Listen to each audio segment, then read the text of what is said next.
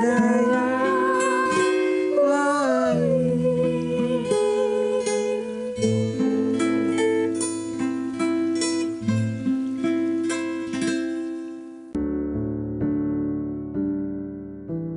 Sahabat yang baik, hidup dalam kasih adalah perintah Tuhan Yesus kepada kita. Melalui kasih antara sesama makhluk hidup, kita dapat lebih mengenal Allah.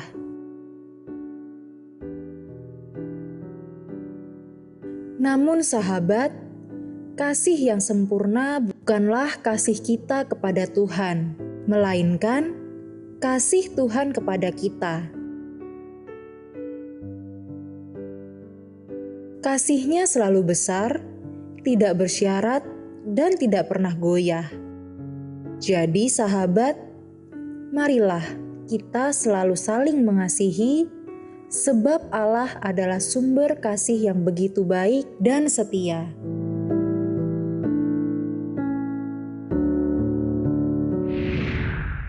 Halo sahabat yang baik, berjumpa lagi di program Terang Kasih. Nah, kita sudah saksikan video pembuka ya. Iya. Bagaimana pentingnya untuk kita hidup di dalam kasih karena Kita Allah saling adalah mengasihi, kasih. ya. Jadi kita saling mengasihi ya. Iya. Amin. Nah, tema kita hari ini sahabat yang baik adalah kembali kepada kasih yang mula-mula. Mari kita berdoa ya supaya hari ini kita kembali kepada kasih yang mula-mula itu ya. Iya. Mari buka hati kita berdoa. Bapa, kami bersyukur Kau mengingatkan kepada kami supaya semua kami kembali kepada kasih yang mula-mula. Biarlah setiap firman Tuhan yang kami dengar dan terima ini menyadarkan kami, membuat kami mengerti betapa pentingnya untuk kami dipenuhi dengan kasih dan kembali pada kasih yang mula-mula. Dan siap menerima firman-Mu, di dalam nama Yesus kami berdoa. Amin. Sebelum kita baca firman Tuhan, mari kita katakan apa kata Tuhan tentang diri kita. Bahwa saya spesial di mata Tuhan. Saya berharga di mata Tuhan. Saya sangat dikasihi Tuhan. Kehidupan saya dan masa depan saya bersama Tuhan adalah sungguh amat baik. Katakan amin. Amin. Sahabat yang baik, mari kita baca firman Tuhan ini dari Wahyu pasal yang kedua, ayat yang ketiga sampai dengan yang keempat. Demikian firman Tuhan. Dan engkau tetap sabar dan menderita oleh karena namaku. Dan engkau tidak mengenal lelah. Namun demikian aku mencela engkau. Karena engkau telah meninggalkan kasih-Mu yang mula-mula. Mari kita baca ayat selanjutnya, Wahyu 2 ayat 5. Demikian firman Tuhan. Sebab itu ingatlah betapa dalamnya engkau telah jatuh. Bertobatlah dan lakukanlah lagi apa yang semula engkau lakukan. Jika tidak demikian, aku akan datang kepadamu dan aku akan mengambil kaki dianmu dari tempatnya jikalau engkau tidak bertobat. Ya, ini tadi Yesus sudah memberikan pujian ya. Iya. Kamu sabar, kamu tekun ya. Ini semuanya mengaminkan kita ya. Karena ternyata Yesus mengingatkan pada kita bahwa Tuhan sangat peduli pada gerejanya. Ya. Iya, Tuhan sangat sangat mengasihi gerejanya ya. Oleh karena itu Yesus bukan hanya memuji jemaat di Efesus bagaimana mereka tetap sabar dan menderita karena nama Yesus. Dan bagaimana mereka tidak mengenal lelah. Wah, ini luar biasa sekali ya jemaat Efesus. Tapi Yesus juga mengingatkan nih dan menegur mereka. Sebab ternyata jemaat di Efesus telah meninggalkan kasih yang mula-mula itu. Iya. Dikatakan meninggalkan kasih yang semula, dikatakan gitu ya. Iya, nah, karena itu Yesus mengingatkan betapa dalamnya mereka telah jatuh. Iya. Dan Yesus menegur mereka supaya bertobat. Iya. Supaya melakukan kembali apa yang semula mereka telah lakukan. Dan supaya mereka kembali kepada kasih yang mula-mula. Sebab jikalau mereka tidak bertobat, maka Yesus akan datang kepada jemaat di Efesus dan dikatakan mengambil kaki dian mereka dari tempatnya. Amin. Nah, ini kalau diambil kaki dian ya berarti Roh Kudus seperti karunia tidak bisa lagi maksimal di situ ya. Nah, jadi melalui firman Tuhan ini Yesus sedang mengingatkan kita bahwa kasih harus menjadi tempat yang pertama. Amin. Yang utama ya. gitu ya. Yaitu yang pertama dalam hati kita tentunya melebihi semua yang lain. Artinya begitu ya. Sebab arti kata kasih yang mula-mula atau first love adalah protos dalam bahasa Yunani. Yang artinya kasih adalah yang terutama, kasih adalah yang terbaik, kasih adalah yang tertinggi, kasih adalah yang terpenting, yang terunggul, dan yang nomor satu. Sedangkan arti kata kasih yaitu hoba dalam bahasa Aram, yaitu bahasa asli pada zaman Yesus pada saat itu, yang artinya adalah membakar. Wah, luar biasa To ya. set on fire. Dan kata ini mempunyai dua arti kata atau homonim, yaitu cinta yang membara, burning love, dan cinta yang menyala-nyala atau fiery love. Wah, luar biasa. Jadi ya. ternyata kata cinta itu adalah Dalam sekali dalam gitu ya. sekali ya. Cinta yang membara ya. Cinta yang menyala-nyala. Menyala-nyala ya. Wow. Jadi yang dimaksud jemaat Efesus telah meninggalkan kasih yang mula-mula atau first love ini adalah jemaat Efesus telah meninggalkan kasih yang paling utama itu. Dan yang terpenting itu yaitu kasih yang membara atau kasih yang menyala-nyala itu kepada Tuhan. Yang mereka miliki pada mulanya. Sehingga pengorbanan dan pelayanan mereka bukan lagi didasari oleh kasih. Bukan lagi didasari oleh kasih yang menyala-nyala itu. Sebab tanpa kasih semuanya akan sia-sia. Ini ada dalam 1 Korintus 13 ayat 1 sampai dengan yang ketiga. Kemudian yang berikutnya, arti kata kasih adalah agape dalam bahasa Yunani. Artinya kasihnya Tuhan sendiri. Kasih yang mau berkorban, kasih tanpa syarat, kasih tanpa batas, dan kasih tidak mementingkan diri sendiri. Jadi jemaat Efesus telah meninggalkan kasih yang paling utama itu dan yang terpenting itu, yaitu kasih yang tidak mementingkan diri sendiri dan kasih tanpa syarat. Amin. Ini bagus banget ya. Kasih tanpa syarat. Jadi benar-benar penerimaannya total ya. Amin. Akibatnya jemaat Efesus melayani Tuhan hanya sebagai satu kewajiban, tuntutan, rutinitas tanpa kasih Tuhan atau tanpa kasih karunia. Sebab Allah adalah kasih dan Roh Kudus adalah roh kasih itu sendiri. Oleh karena itu kita harus mempersilahkan Roh Kudus untuk menyadarkan dan membuat kita kembali kepada kasih yang mula-mula ya. Amin. Gimana caranya? Yaitu supaya kita bertobat dan kembali melakukan pekerjaan kasih yang mula-mula itu. Wow, amin. Arti kata bertobat itu atau yang dikatakan metanoia dalam bahasa Yunani, artinya supaya kita berbalik 180 derajat. Iya, jadi berubah total. Bukan 360 derajat. Balik lagi nanti. 180 derajat dari apa? Dari pikiran manusia kepada pikirannya Kristus yang sesuai dengan firman Tuhan. Amin. Kemudian supaya kita melakukan pekerjaan kasih yang mula-mula. Artinya supaya kita kembali kepada gairah cinta kita dan kasih kita kepada Tuhan yang berkobar-kobar dan yang menyala-nyala. Amin. Dan ini penting banget supaya kita kembali kepada kasih yang berkobar. Kayak orang yang lagi jatuh cinta gitu. Orang jatuh cinta langsung antusias gitu ya, menyala-nyala gitu ya. Amin ya. Nah, ada satu firman lagi yang akan menguatkan kita dari Roma pasal 12 ayat yang ke-11. Demikian firman Tuhan. Janganlah hendaknya kerajinanmu kendor. Biarlah rohmu menyala-nyala dan layanilah Tuhan.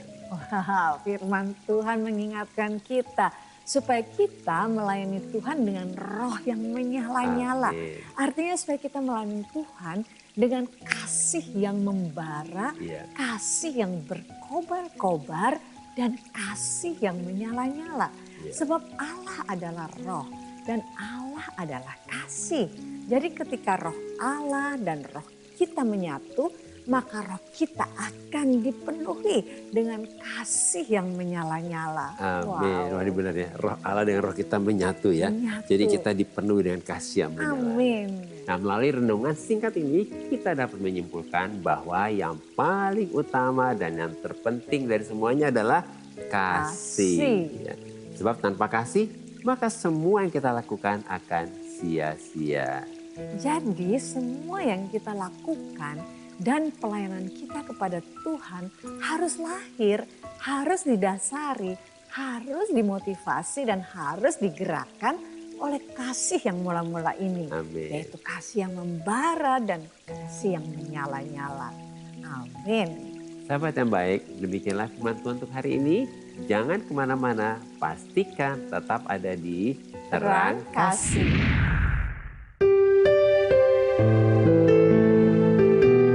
Halo sahabat yang baik, saya akan bacakan renungan firman Tuhan untuk terang hari ini. Mari kita buka Alkitab kita sama-sama.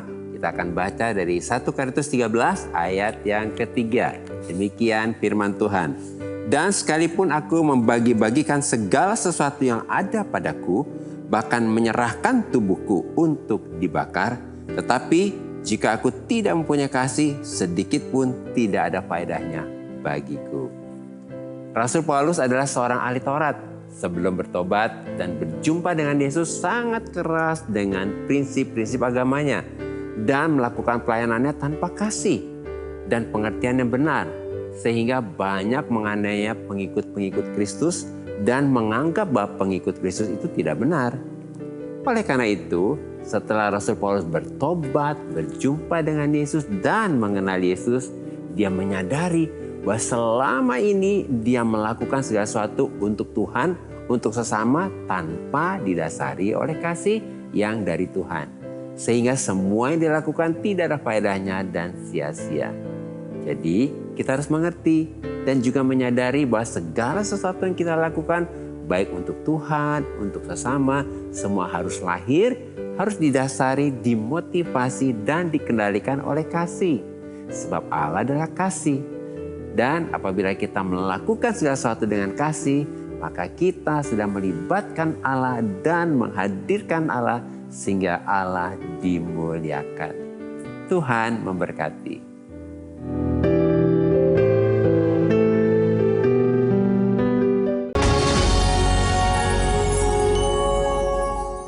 Halo sahabat yang baik, kembali bersama kami dalam acara Terang Kasih. Dengan tema kembali kepada kasih yang mula-mula. Nah, ini ada beberapa DM masuk, salah satu diantaranya kita baca ya. Silakan sayang. Ini dari Anna Abigail. Ya. Anna Abigail ya.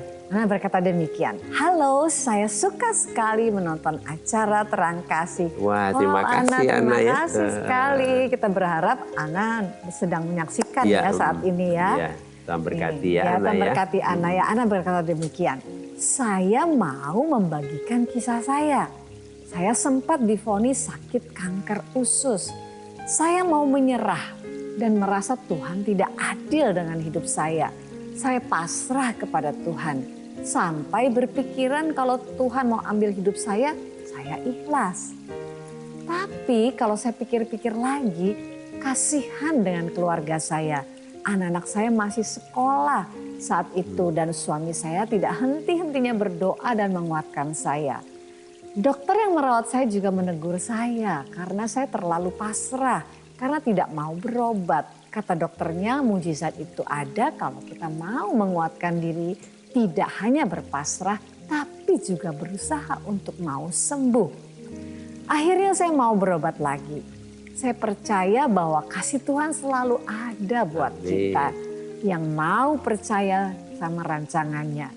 Saat ini saya masih melakukan pengobatan, doakan juga agar saya dipulihkan dari penyakit ini.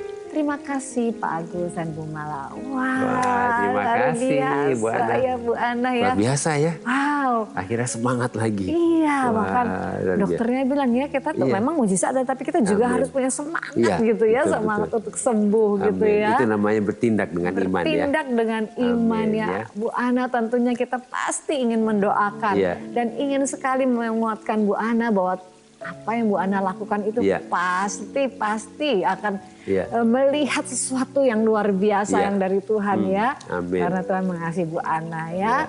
Mari kita mau datang berdoa. Sebelumnya kami juga mungkin ada yang menyaksikan saat ini sahabat yang baik yang lain yang sedang mengalami mungkin sakit, penyakit atau apa sehingga sepertinya patah semangat. Tapi karena kesaksian ini sudah membuktikan ternyata ketika kita bangkit, kita bersemangat, maka kita akan melihat bahwa hidup kita luar biasa dalam Tuhan ya. Amin. Kita mau berdoa ya. Bapak Surgawi, sungguh kami sangat bersyukur saat ini dengan kekasih-Mu, anak-Mu, Bu Ana ini Tuhan. Yang hari ini, yang saat ini bangkit menyadari bahwa sesungguhnya Tuhan itu baik dan Tuhan sangat mengasihi dirinya. Sebab hari ini ketika kami bersama-sama berdoa, kami percaya Engkau Allah yang baik, Engkau Bapa yang peduli, Engkau yang sudah memberikan kepada kami janji-Mu. Oleh perkataan Yesus berkata, oleh bilur-bilur Yesus, maka penyakit kami sudah sembuh. Maka demikianlah terjadi dalam kehidupan ibu anak ini. Bahkan juga mungkin untuk sahabat-sahabat yang baik yang lain. Yang mungkin saat ini sedang mengalami hal-hal yang sakit penyakit atau apapun yang berusaha membuat kami merasa sedih, merasa putus asa atau apapun Tuhan. Saat ini kami berkata, hai jiwa kami bangkit. Karena kami tahu bahwa Allah kami baik. Dan Allah mau menolong kami, siap untuk menolong kami. Itu sebabnya pada saat ini kami mau bersyukur, kami terima jawaban doa yang Kau berikan kepada kami bahwa segala sesuatunya menjadi sungguh amat baik. Terpujilah bagi nama Tuhan, dalam nama Yesus kami berdoa dan mengucap syukur. Amin. Amin. Nah berikutnya dari Guntur Leonardi. Ya kita akan baca ya. Shalom Pak Agus dan Bu Mala. Shalom juga Guntur. Halo. Berharap sudah menyaksikan Terang Kasih ini ya. Saya mau cerita, istri saya sering bilang kalau dia ingin meninggalkan saya dan anak-anak. Saya tidak tahu alasannya apa. Tiba-tiba dia berbicara tersebut. Padahal keluarga kami baik-baik aja. Hampir nggak pernah ada masalah besar yang menimpa keluarga saya. Saya ingin dia tetap bersama saya. Apa yang harus saya buat agar istri saya mau bertahan? Tolong bantuannya Pak dan Bu. Ya Guntur, kami mengerti ya. Iya. Bingung juga ya tiba-tiba kayaknya baik-baik aja nih. Kok jadi begini sih keadaannya gitu. Nah sesuai tema nih hari ini supaya kita kembali kepada kasih yang mula-mula.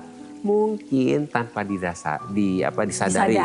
Iya, nah selama ini istri merasa tidak dikasihi gitu ya. Dan merasa tidak diperhatikan ya. Padahal di sisi lain kita merasa sudah lakukan ini, sudah lakukan itu. Ya bahkan mungkin istri merasa kalau kebutuhannya juga tidak didengarkan. Iya biasanya kan suami begitu kan. Sudah sibuk kerja, sudah sibuk segala macam. Jadi untuk perhatian penuh gitu ya kepada istri mungkin ya tanpa disadari ya. Udah berkurang gitu ya. Nah kita seringkali suami itu merasa saya udah begini kok, saya udah begitu, saya lakukan ini, saya lakukan itu. Nah itu pria seringkali begitu ya. Nah kita diingatkan untuk kita hari ini mengerti bahwa seringkali kebutuhan-kebutuhan itu tidak terpenuhi ya. Tapi kita tidak menyediakan waktu untuk mendengarkan istri. Nah itu penting banget ya. Kita merasa lakukan itu tapi nggak menyediakan waktu. Sebab kita udah capek kerja. Kadang-kadang kita merasa aduh udah banyak pulang. Masalah yang harus ditangani ya. Kadang-kadang tuh pria kalau udah capek kerja ya. Pulang aduh kepingin istirahat. Tapi si wanita waktu dengar wah suamiku udah mau pulang. Aku udah siap mau cerita gitu ya. Nah ada firman-Nya demikian. Anak-anakku, marilah kita mengasihi bukan dengan perkataan atau dengan lidah, tapi dengan perbuatan dan dalam kebenaran. Itu ada dalam 1 Yohanes 3 ayat yang ke-16. Jadi kasih itu adalah ketika kita memberi waktu dan perhatian. Ya. Jadi Pak Guntur coba deh beri waktu dan perhatian, dengerin istri, dengerin aja, nggak usah kasih komen ya. Nanti Roh Kudus akan pimpin. Oh, sebetulnya masalahnya di sini. Gitu ya. Nah, sahabat yang baik yang lagi menyaksikan ini ada konflik dengan istri, nggak ngerti nih maksud istri apa. Coba deh berikan waktu dan perhatian. Karena itu adalah kasih. Karena diingatkan kasih tanpa perbuatan yang nggak ada ininya, nggak ada buktinya ya. Iya, gitu. sia-sia ya. Kita berdoa buat Pak Guntur dan kita berdoa juga buat sahabat yang baik ini ya. Kita berdoa ya. Tuhan kami berdoa untuk para suami dan untuk Pak Guntur dan sahabat yang baik juga yang lain. Supaya hari ini dibukakan hatinya dan pengertiannya untuk menghadapi masalah konflik dengan istrinya.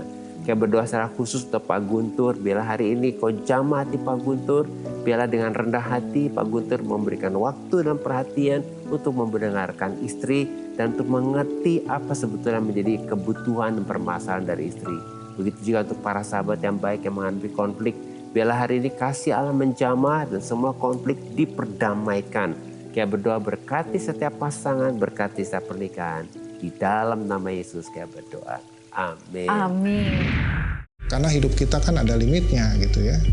Yang Tuhan sudah kasih ke kita. Gitu. Sampai satu titik saya melihat, oh ya, apa yang menjadi tujuan hidup saya selama ini, kerja untuk cari uang demi kebahagiaan itu nggak ada artinya. Apapun saat itu misalnya saya punya uang banyak pun, suami saya nggak bisa hidup lagi. Dulu dengar orang, oh ya aku dulu nggak punya beras, itu yang kita dengar, tapi saat ini kita benar-benar ngalami. Walaupun mungkin kondisi seperti ini, tapi tetap sukacita. Karena apa? Kita merasakan pemeliharaan Tuhan, ajaibnya Tuhan itu kita alami di sini. Apapun yang kita harus jalani itu adalah kedaulatan Tuhan dan kita harus tetap mensyukuri.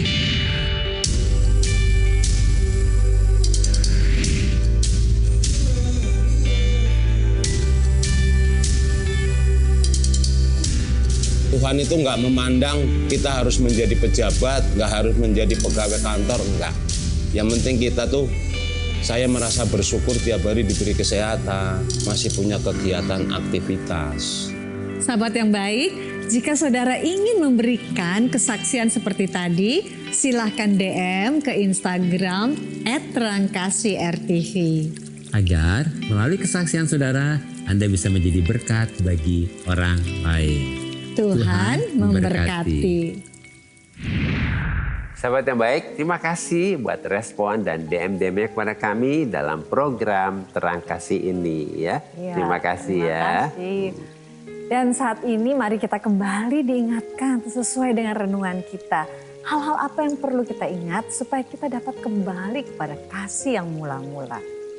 Yang pertama, kita harus mengerti dan menyadari bahwa segala sesuatu yang kita lakukan untuk Tuhan dan untuk sesama harus lahir, harus didasari, harus dimotivasi dan harus digerakkan oleh kasih yang mula-mula ini. Yaitu kasih yang membara dan yang menyala-nyala. Sebab tanpa kasih semua akan sia-sia. Dan yang kedua, kita harus bertobat nih ya, dalam bahasa Yunani-nya metanoia. Artinya kita harus merubah pikiran kita 180 derajat. Dari memakai pikiran manusia dan menjadi memakai pikirannya Kristus ya. Yang sesuai dengan firman Tuhan. Sehingga segala sesuatu yang kita lakukan baik untuk Tuhan, untuk sesama, tidak lagi memakai cara dan pikiran manusia. Tapi kita memakai cara dan pikirannya Kristus yang didasari oleh kasih yang menyala-nyala dan yang sesuai dengan firman Tuhan. Ketiga, kita harus kembali melakukan hal-hal yang semula kita lakukan, yaitu melakukan pekerjaan kasih yang mula-mula. Artinya supaya kita kembali kepada gairah cinta kita dan kasih kita kepada Tuhan yang berkobar-kobar dan yang menyala-nyala. Yaitu dengan kita menjadikan keintiman kita dengan Tuhan sebagai yang utama dan sebagai gaya hidup. Sahabat yang baik, apakah engkau sedang merasa tawar hati, ya? Engkau sedang merasa seperti tidak ada gairah atau kasih lagi yang menyala-nyala dengan Tuhan? Mari datang kepada Tuhan dan serahkan semua kepada Tuhan. Amin. Dan sahabat yang baik, jika saat ini engkau seperti sedang tawar hati dan seperti tidak ada gairah kasih yang menyala-nyala kepada Tuhan, mari saat ini buka hatimu, buka hati kita. Tenangkanlah hatimu. Persilahkan Roh Kudus mengalirkan kasih-Nya dan memenuhi hatimu dengan kasih-Nya yang menyala-nyala. Lalu katakan kepada Yesus, "Oh Yesus, penuhi aku dengan kasih-Mu yang manis, yang indah dan yang menyala-nyala." Mari kita datang padanya.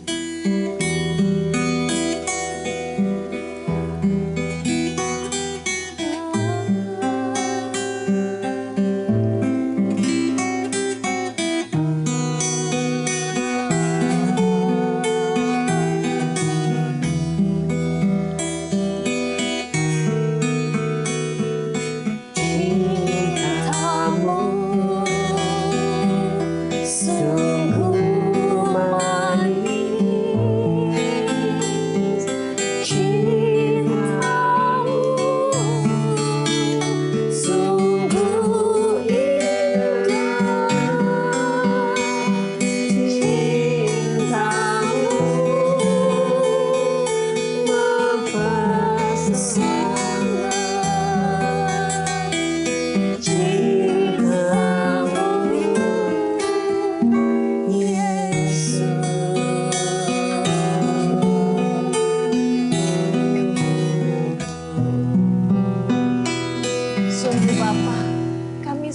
sangat bersyukur.